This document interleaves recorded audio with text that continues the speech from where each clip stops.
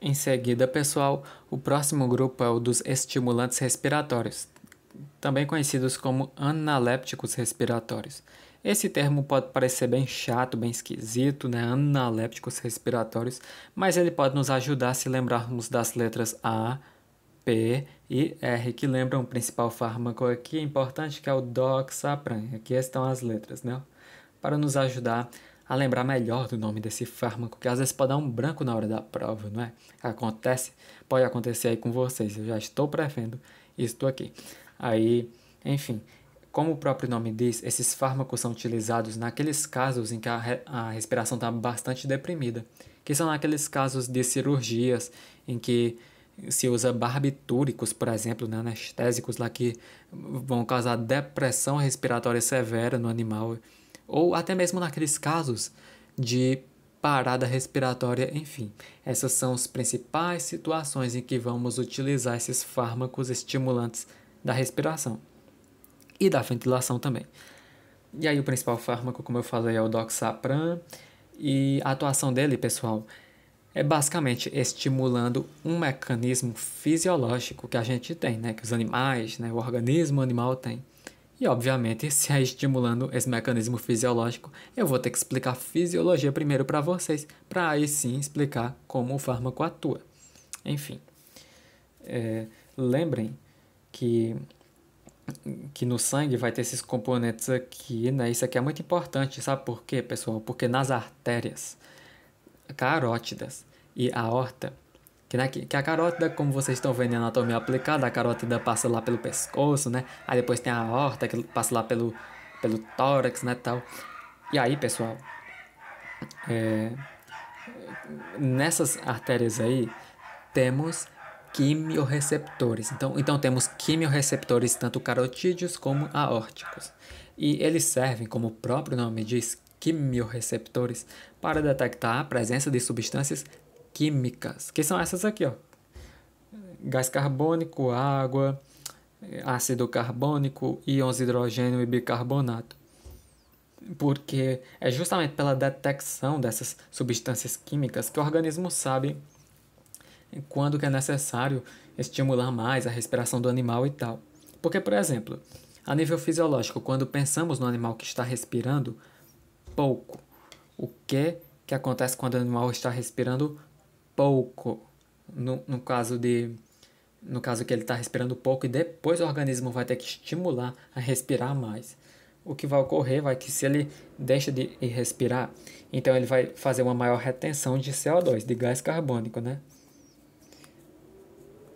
Aí, consequentemente, se vai ter mais gás carbônico, vai ter mais ácido carbônico e, consequentemente, mais íons hidrogênio, que vão deixar o sangue aqui mais ácido.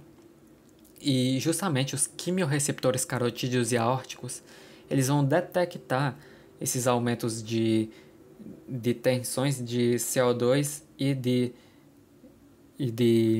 diminuição de pH, né? Porque se aumenta os íons de hidrogênio, então o pH vai diminuir. E aí, detectando isso aqui, ele vai estimular, né, o organismo vai estimular o sistema nervoso central para que ele... Porque no sistema nervoso central temos as estruturas respiratórias lá centrais, né, que são o centro respiratório bulbar, por exemplo, que vai estimular diretamente esse processo respiratório e ventilatório. E aí, se eu estimulo a respiração do animal, o que vai acontecer é que ele vai respirar mais oxigênio e eliminar mais gás carbônico. Dessa maneira, eu consigo eliminar a quantidade de gás carbônico. É por isso que tem esse equilíbrio a nível fisiológico. Consequentemente, diminui a formação de ácido carbônico, consequentemente, consegue equilibrar esse pH, né? Porque se ele estava mais ácido, agora eu consigo deixar ele menos ácido aqui, tá vendo? Ele mais próximo daquela faixa ideal lá do pH do sangue, que é de 7,3 mais ou menos por aí. Enfim, para que vocês entendam que o organismo tem esse sistemazinho dos quimiorreceptores carotídeos e aórticos para estimular a respiração. E é justamente isso, é a partir disso aí que existe a nível fisiológico no organismo que o fármaco vai conseguir estimular a respiração. No caso, falando agora do mecanismo de ação do doxapran, ele vai estimular esses receptores carotídeos, né? Peraí, só mais uma vez, corrigindo caso eu tenha falado alguma coisa errada. O doxapran vai estimular os quimiorreceptores carotídeos e aórticos, tornando-os mais sensíveis às alterações de pH e de tensões de CO2, fazendo com que eles mandem mais estímulos para o sistema nervoso central para intensificar o processo respiratório e ventilatório. Além disso, pessoal, uma coisa extremamente interessante aqui é que o doxapran também tem uma ação direta sobre o centro respiratório bulbar. Isso é muito interessante e também contribui aí para o aumento da respiração e da ventilação. E por último, como eu já expliquei o efeito terapêutico, agora eu vou falar dos efeitos adversos. O principal problema relacionado aos efeitos adversos do doxapran é porque ele não tem uma seletividade para estimular apenas o centro respiratório do bulbo. Então ele vai ter efeitos adversos ali em outros componentes do sistema nervoso central. E aí esse aumento na excitabilidade pode acabar causando convulsões por diminuir o limiar convulsivante. Aí olha só que interessante. Isso aqui vai ser um problema que vai limitar o uso do doxapran naqueles pacientes que têm histórico de convulsões. Um detalhe importante que pode ser cobrado aí para vocês. Enfim, é isso.